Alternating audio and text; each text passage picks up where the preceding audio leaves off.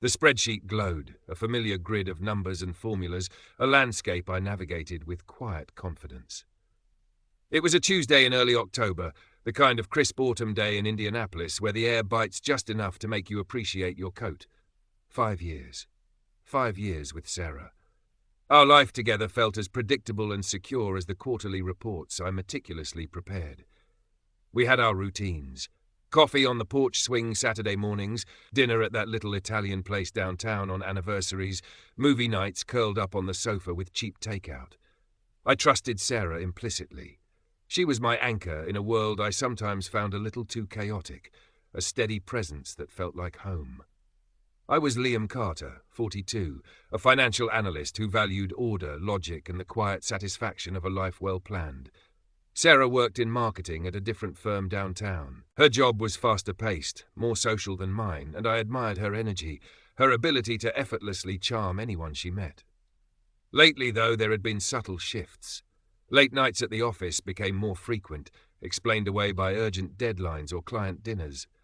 Weekend plans sometimes felt rushed, or were occasionally cancelled last minute. Her phone seemed glued to her hand, and she'd often step out of the room to take calls, citing privacy for work matters. I'd ask gently about her day, and her answers were often vague, a little distant. I told myself it was just stress, the demands of her job. We all have those periods, don't we? I didn't pry. Trust, I believed, meant giving space, assuming the best. It meant not questioning the late-night texts that sometimes buzzed her phone, or the subtle way she flinched if I reached for her hand while she was scrolling. Looking back now, the signs weren't subtle at all. They were neon flashing arrows in the darkness, and I, in my comfortable world of predictable numbers, simply refused to see them. My carefully constructed reality was about to be demolished. It wasn't a dramatic discovery, no hidden lingerie or overheard phone calls. It was mundane, chillingly so. A joint credit card statement arrived in the mail. We used it for shared expenses, groceries, household bills, the occasional weekend getaway. I was reconciling the statement, a task I usually did without a second thought, when a line item snagged my attention. A charge from a hotel chain, one I didn't recognize, in a town about an hour's drive away. The date was a Tuesday, 2 months prior. A Tuesday Sarah had told me she was working late on a crucial presentation. It was a small charge, just for a few hours. A day rate. My stomach twisted. It could be a mistake, a work meeting room, but the name of the hotel felt wrong. A quick online search revealed it wasn't a typical business hotel. It was known for its discreet hourly rentals. My hand started to shake. I scrolled further down the statement. Another charge, same hotel chain, different city, a month earlier, and then another, and another. Each one a small, precise cut, severing the threads of my trust. The vagueness, the late nights, the phone calls, the distance in her eyes, it all clicked into place with a sickening finality. My world tilted on its axis, the numbers on the spreadsheet blurred, replaced by the cold, hard evidence of betrayal printed on glossy paper. The air in the room felt suddenly thin, suffocating. The quiet confidence I had in my life, in us, evaporated, leaving behind a vast, terrifying emptiness. The paper felt slick and cold in my trembling hands. My breath hitched in my throat, a dry, rasping sound. Each line item was a hammer blow against the foundation of my life. I didn't need to see text messages or hear confessions. The pattern was undeniable. A series of discrete hotel charges spaced weeks apart, coinciding with Sarah's supposed late nights or out-of-town work trips that hadn't included me. The dates, the locations, it painted a picture I couldn't unsee. My mind reeled, cycling through every vague answer, every averted gaze, every moment of distance I had rationalized away. How could I have been so blind, so foolish? The trust I had placed in her, the very cornerstone of our relationship, felt like a cruel joke. When Sarah came home that evening, the usual easy rhythm of our arrival was gone. The air was thick with unspoken dread. I was standing in the living room, the credit card statement clutched in my hand, my face probably a mask of shock and pain. She stopped in the doorway, her smile faltering as she saw me. "Liam, what's wrong?" Her voice was soft, laced with concern, but I heard the faint tremor beneath it, the first crack in her facade. I held up the statement, my voice barely a whisper. "What is this, Sarah?" Her eyes widened, fixing on the paper. The color drained from her face. The carefully constructed composure she usually wore crumbled instantly. She didn't try to snatch it, didn't deny seeing it. She just stared, her silence a deafening confirmation. "Liam, I can explain," the classic line. It sounded hollow, pathetic. "Explain what?" My voice rose, cracking with the force of the emotion building inside me. "Explain why you've been sneaking off to hotels. Explain why you've been lying to me for months. Explain why you shattered everything we had." She sank onto the edge of the sofa, burying her face in her hands. It happened with Mark from work. Mark, her colleague, the one she sometimes mentioned in passing. Another lie, another piece falling into place. It wasn't just the physical betrayal, it was the calculated deception, the weaving of a false reality right under my nose. It just happened, multiple times, in different cities. My voice was shaking now, a mix of fury and profound hurt. "Sarah, how could you?" She looked up, her eyes red-rimmed. "I don't know. I wasn't happy. We got distant. Blame-shifting. Already. After everything. My pain solidified into a cold, hard resolve. There was no excuse for this, no justification. The trust was gone, annihilated. And without trust, there was nothing left. "Get distant?" I echoed, the absurdity of her words hitting me. "You lied to me, Sarah. You betrayed me. You built a whole other life behind my back. I'm sorry, Liam. I really am." The words sounded rehearsed, thin. "Sorry doesn't fix this," I said, my voice flat, devoid of emotion now. The shock was giving way to a chilling clarity. "It doesn't undo the lies, the sneaking around, the hotels. It doesn't rebuild the trust you destroyed." I took a deep breath, the air still feeling too tight in my chest. "I can't do this, Sarah. I can't be with someone I can't trust. I want you to leave." She stared at me, her mouth open slightly. "Leave? Liam, where would I go? What are you talking about?" "I'm talking about ending this," I stated, my voice steady despite the earthquake inside me. "I want you out of this house, by the end of the week." Tears streamed down her face now, seemingly genuine this time, but they felt like crocodile tears to me. "You're just going to throw me out? After 5 years?" "You threw us out," I corrected, the words sharp. "You made this choice. Now you have to deal with the consequences." The confrontation was painful, messy, filled with her desperate pleas and my unwavering resolve. There was no bargaining, no pick-me dance from me. The depth of the deception was too profound. The person I thought I knew, the person I trusted unconditionally, was a stranger. The woman crying in front of me was someone capable of sustained, deliberate deceit. The picture on the credit card statement was clearer than any spoken word. The relationship was over. The life I had planned, the future I had envisioned, shattered into a million irreparable pieces, and I was left standing in the wreckage, numb and alone. The days that followed were a blur of pain and practicalities. Sarah moved out quickly, the silence she left behind more deafening than any argument. Packing her things felt surreal, like dismantling a life that had never truly existed. Each item I boxed up, a sweater, a book, a photo frame with her smiling face, was a physical reminder of the lie. I went through the motions on autopilot, my body numb, my mind a chaotic storm of disbelief, anger, and profound sadness. Sleep was impossible, my nights filled with replaying conversations, analyzing past events, torturing myself with the question of how I could have missed it. Food tasted like ash. My stomach was a tight, painful knot that never loosened. I lost weight rapidly, my clothes hanging loosely on my frame. I looked in the mirror and barely recognized the gaunt, hollow-eyed man staring back. This was the SHT storm everyone talked about, a brutal, relentless assault on mind and body. Work was a struggle. I'd sit at my desk staring at the complex financial models, unable to make sense of the numbers. My focus was shattered. Simple tasks felt monumental. My boss, Mr. Henderson, noticed. He was an older man, quiet and observant. He called me into his office one afternoon. "Liam," he said, his voice gentle, "you seem distracted. Everything all right?" I mumbled something about personal issues, a difficult breakup. He just nodded, his expression understanding. "Take the time you need, Liam. We'll manage. Just don't disappear on us." His quiet support was a small lifeline in the drowning chaos. I knew I couldn't stay like this. I was adrift, sinking. The pain was too much to bear alone. Hesitantly, I reached for my phone. My younger sister, Chloe, lived about 3 hours away in Cleveland.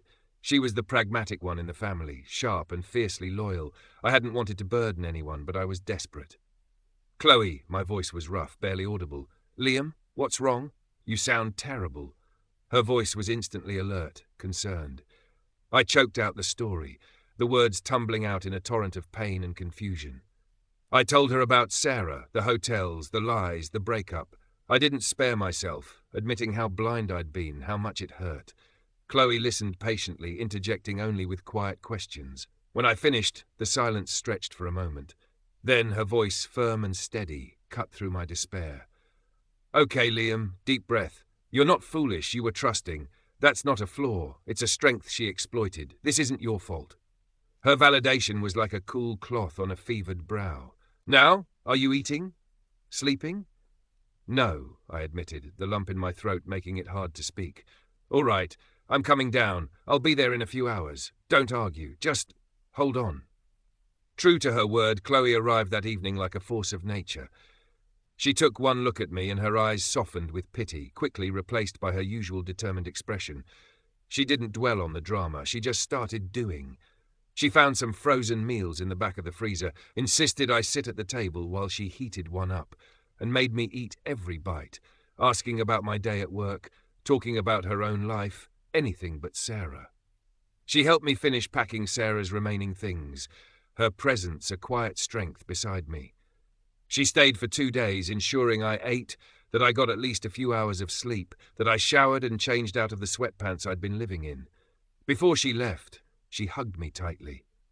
You're going to get through this. Liam, she said, her voice low. It's going to hurt like hell for a while, but you're stronger than you think. Call me, every day if you need to. Promise? Promise, I croaked, tears welling up despite myself.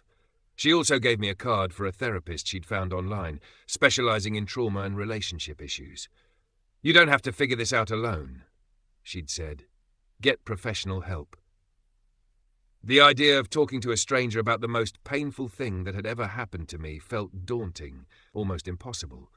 But Chloe's insistence, coupled with the sheer weight of my despair, pushed me. I made the call. Dr. Evelyn Reed's office was quiet, calming. Soft lighting, comfortable chairs, a box of tissues placed discreetly within reach. Dr. Reed herself was a woman in her late 50s, with kind eyes and a calm, steady demeanor. In our first session, I just talked, rambling incoherently about the discovery, the pain, the disbelief. She listened, patiently, without judgment, occasionally interjecting with a quiet, open-ended question that somehow unlocked another layer of my pain. It's like the ground beneath me just disappeared, I said, the words raw. Everything I thought was real wasn't. Betrayal is a trauma, Liam, she said softly. It shakes your fundamental sense of safety and reality. What you're feeling is a natural response. Her validation was incredibly powerful. It wasn't just me being weak or overreacting. This was a real, painful injury. Therapy became my sanctuary, a safe space where I could unpack the tangled mess of my emotions. Dr. Reed helped me identify the different layers of my pain. The grief for the lost relationship, the anger at the deception, the shame for being fooled, the fear of trusting again. She introduced me to concepts like trauma response, cognitive dissonance, and the importance of setting boundaries. It was the first step, a crucial one, on the long, arduous path towards healing. Getting out of bed each morning felt like lifting a monumental weight. The world outside my apartment seemed to continue on, oblivious to the devastation that had occurred within its walls. But Chloe's words echoed in my mind. You have to do wasn't passive. Healing wasn't passive, even when every cell in my body screamed to curl up and disappear. I started with the basics, forcing myself to eat, even if it was just a piece of toast or a bowl of cereal. Setting an alarm and getting up at a consistent time, even if I hadn't slept well. Showering, getting dressed in actual clothes instead of sweatpants. These small acts of self-care felt like monumental victories in those early weeks. Returning to work was difficult, but ultimately a necessary distraction. The structured environment, the demands of my job, forced my mind to focus on something other than the endless loop of painful thoughts. I still struggled with concentration, but the routine provided a sense of normalcy, a small island of predictability in the ocean of chaos. My colleagues were kind, sensing something was wrong, but respecting my privacy. Mr. Henderson continued to be quietly supportive, occasionally checking in with a brief, non-intrusive question. Dr. Reed encouraged me to incorporate physical activity into my routine. "It's not just for your body, Liam," she explained. "Exercise is powerful for managing anxiety and processing difficult emotions.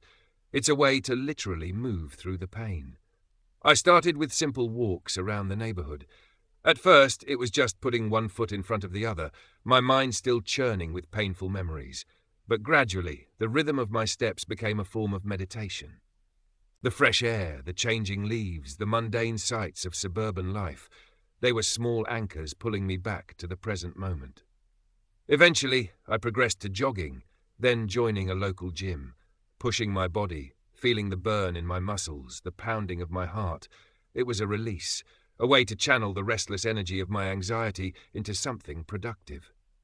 It helped me sleep a little better, too, the physical exhaustion providing a temporary reprieve from the mental torment.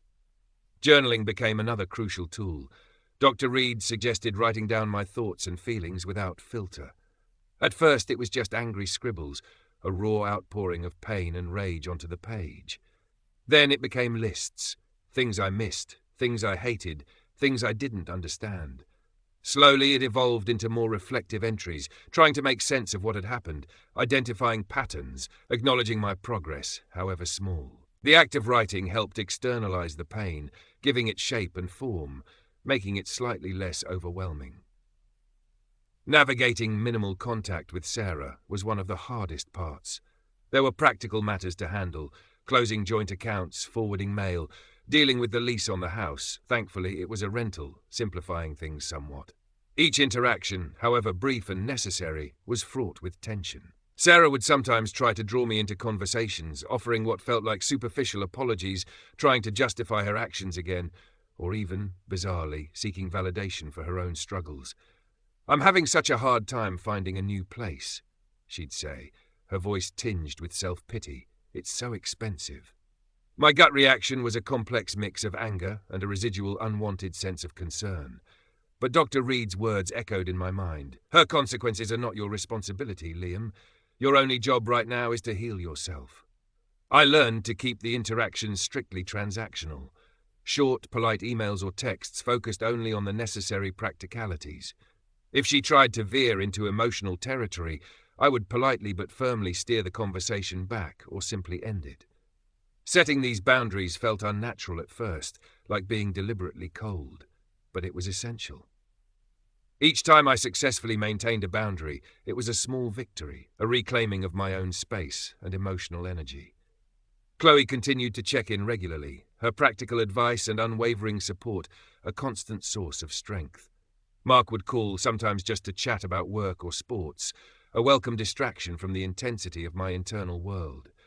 They didn't try to fix me, but their presence reminded me that I wasn't alone, that there were people who cared and saw me, not just my pain.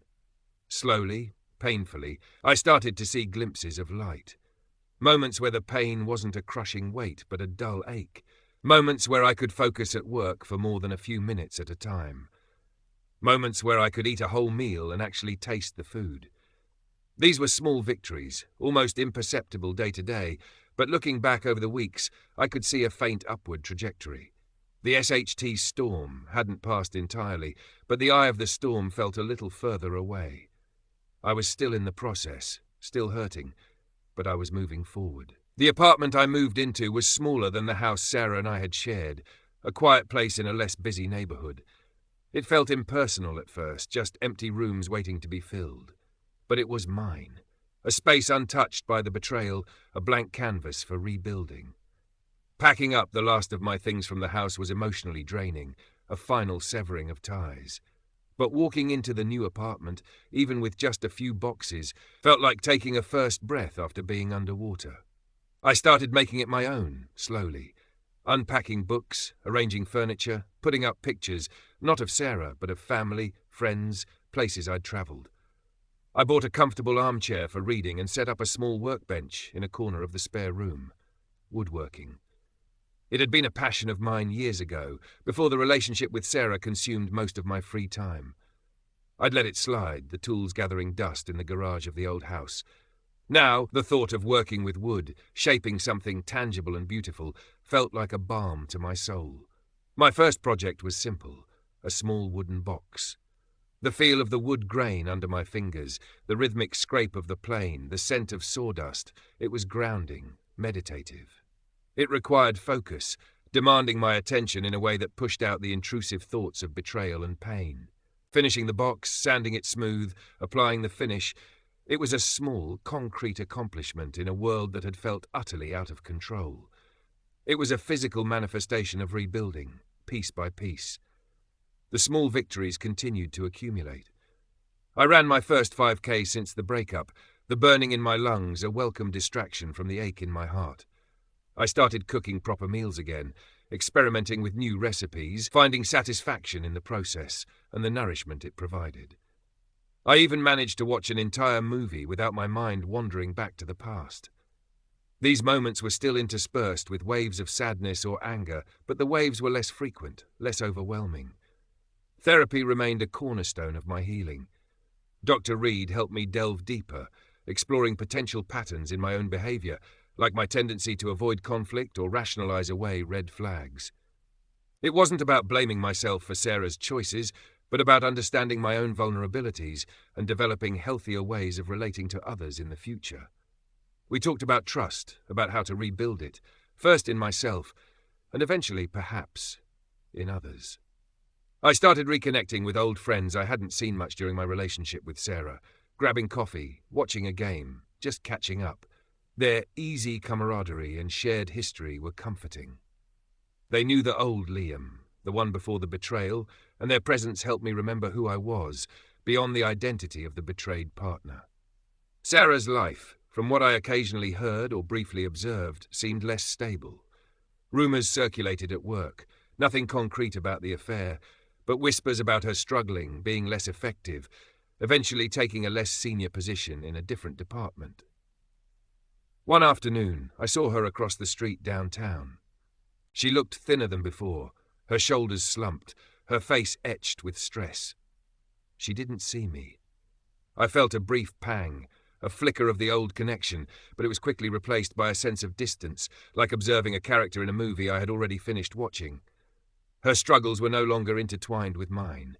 They were her path, separate from the one I was forging. The scar on my left hand, a faint white line from a woodworking accident years ago, felt different now. It used to just be a physical mark. Now it felt like a metaphor for the deeper invisible scars left by the betrayal. But just like the scar on my hand had healed, becoming a part of my story but not defining me, I started to believe the emotional wounds could heal too. They might leave a mark, a reminder of what I'd been through, but they wouldn't dictate my future. I was rebuilding, piece by painstaking piece, and the structure felt sturdier this time, built on a foundation of self-awareness and resilience. The rhythm of my new life settled in. Work provided structure, the gym provided release, therapy provided insight, and my support system provided connection. Woodworking became my sanctuary, the hum of the saw and the scent of wood a familiar comfort. I spent hours in my small workshop, designing, cutting, assembling. Each finished piece felt like a small triumph, a tangible result of focused effort and patience, qualities I was rediscovering within myself. I built a bookshelf for my living room, a sturdy, simple design that held not only my books but also the weight of my progress. I was sleeping better, the anxiety still present sometimes, but no longer a constant, suffocating presence. I still had bad days, moments where the pain would resurface unexpectedly, triggered by a song, a place, or a stray thought. But I had developed tools to cope. I would allow myself to feel the emotion, acknowledge it, maybe write about it in my journal, talk to Chloe or Mark, or go for a run. The waves of pain would still come, but they no longer pulled me under. I could ride them out. My relationship with Chloe deepened. She was more than just a sister. She was a confidant, a friend who had seen me at my lowest and helped pull me back. Mark and I started a regular poker night with a few other friends, a light-hearted ritual that brought laughter back into my life. My work performance improved, my focus sharper than it had been in months. I even got a positive performance review, a small validation of my ability to regain control and excel despite the personal upheaval. One evening I was at a community workshop, picking up some specialized wood. It was a place I hadn't been in years. As I was paying, I saw her. Sarah.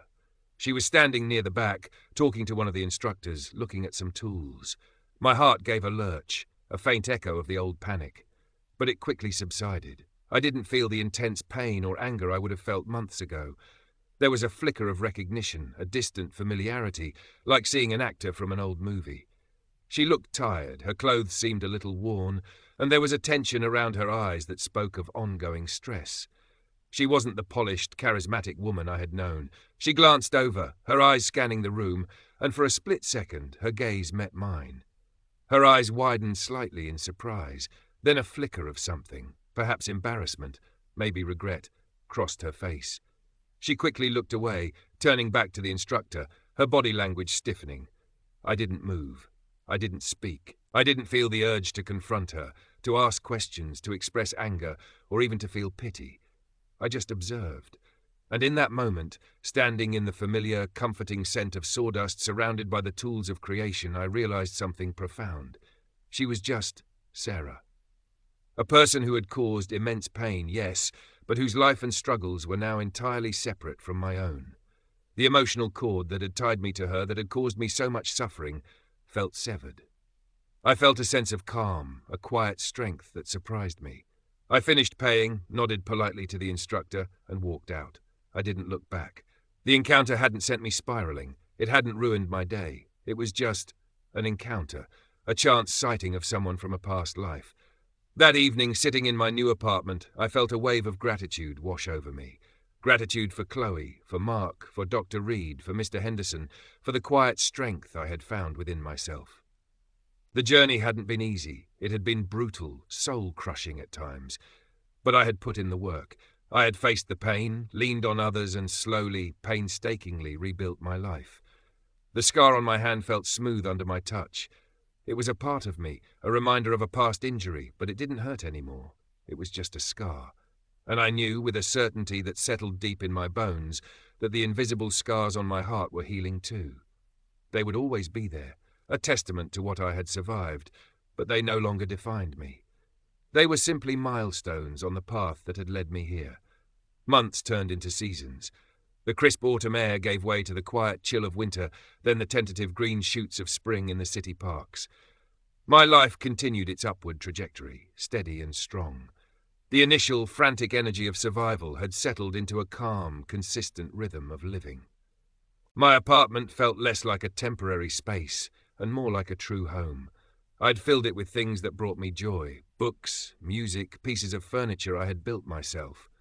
The small workshop was a constant source of peace and accomplishment. I was no longer just building boxes or simple chairs. I was tackling more complex projects, pushing my skills, finding a deep satisfaction in the process of transforming raw wood into something functional and beautiful. Each joint fitted perfectly, each surface sanded smooth, felt like a small victory in creating order and beauty out of chaos. Work was going well. I was fully engaged, my focus sharp, my contributions valued. The distraction and pain of the past were no longer a hindrance. In fact, the experience had, in a strange way, given me a new perspective, a resilience that made me better equipped to handle professional challenges. I was more present, more appreciative of the stability my job provided. My support system remained vital, though the nature of our interactions had shifted. The urgent, crisis-driven calls to Chloe had been replaced by regular, easy conversations about our lives, sharing successes and everyday challenges. Mark and I still had poker nights, but now we also talked about future plans, travel, new hobbies. I was no longer the friend who needed constant monitoring. I was an active participant in their lives again. Therapy sessions with Dr. Reed had become less frequent, transitioning from weekly to bi-weekly, then monthly. We were no longer focused solely on the trauma of the betrayal, but on broader themes, building healthy relationships, managing stress, defining my values and goals for the future. She helped me understand the narrative I had built around the betrayal and how to integrate it into my life story without letting it become the defining chapter. The scar was there, she reminded me, but it was just one part of the whole. I hadn't seen or heard from Sarah directly in a long time. The minimal contact had truly become minimal. I heard snippets occasionally through the office grapevine or mutual acquaintances, fewer and fewer of those, that she had left her job entirely and moved out of the city. The rumours were vague, suggesting she was struggling financially, perhaps living with family somewhere. It sounded difficult, but the news didn't stir the intense emotions it once would have. There was no schadenfreude, just a quiet acknowledgement of consequences. Her path had diverged from mine completely. Her struggles were her own, and they no longer held any power over my emotional state. The desire for karma that sometimes fueled thoughts in the early days had faded entirely, replaced by a profound sense of gratitude for my own recovery. I wasn't focused on her downfall. I was focused on my own thriving, and I was thriving. I was sleeping soundly through the night, waking up feeling rested and ready for the day. My appetite was healthy, my body felt strong and capable from regular exercise.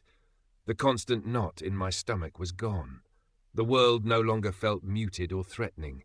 Colours seemed brighter, sounds sharper. I found joy in simple things again. The taste of my morning coffee, the warmth of the sun on my face, the satisfaction of a challenging workout, the quiet solitude of my apartment after a long day. I was even starting to think about the possibility of future relationships, cautiously. The idea didn't fill me with panic or dread anymore. Therapy had helped me understand that Sarah's actions were a reflection of her choices, not a judgment on my worth or my ability to be loved. I felt stronger, more self-aware, and better equipped to identify green flags and red flags.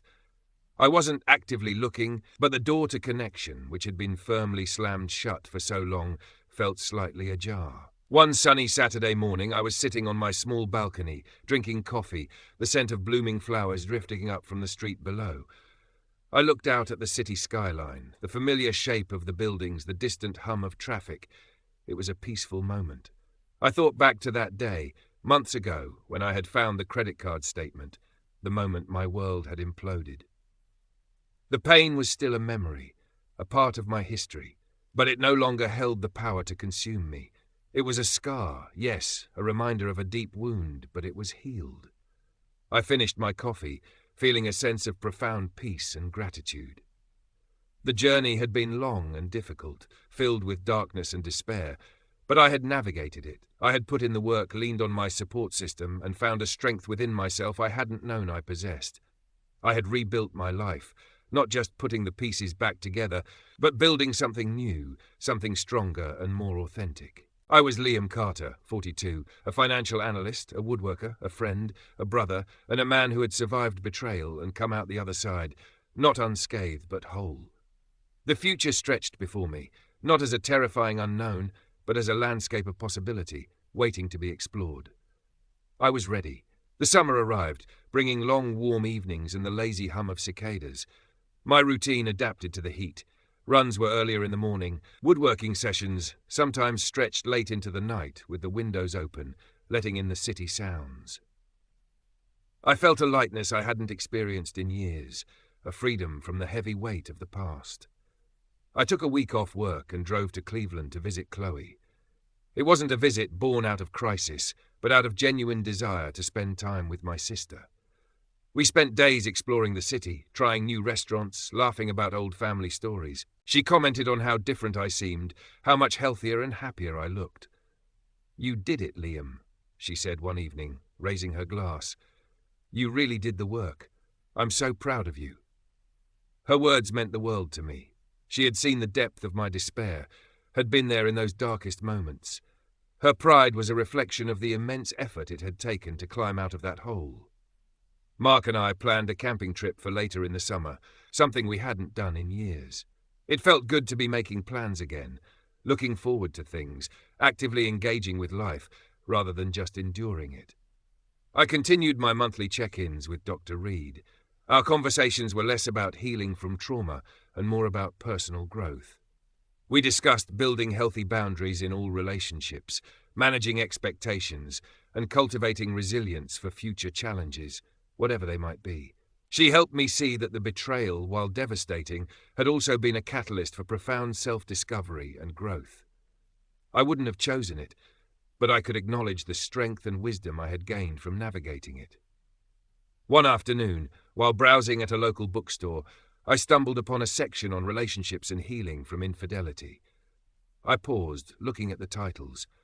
Months ago, these books would have been both a lifeline and a source of agonizing pain. Now, they just felt distant, like artifacts from a different time in my life. I picked up one, flipped through a few pages, recognizing some of the concepts Dr. Reed had discussed.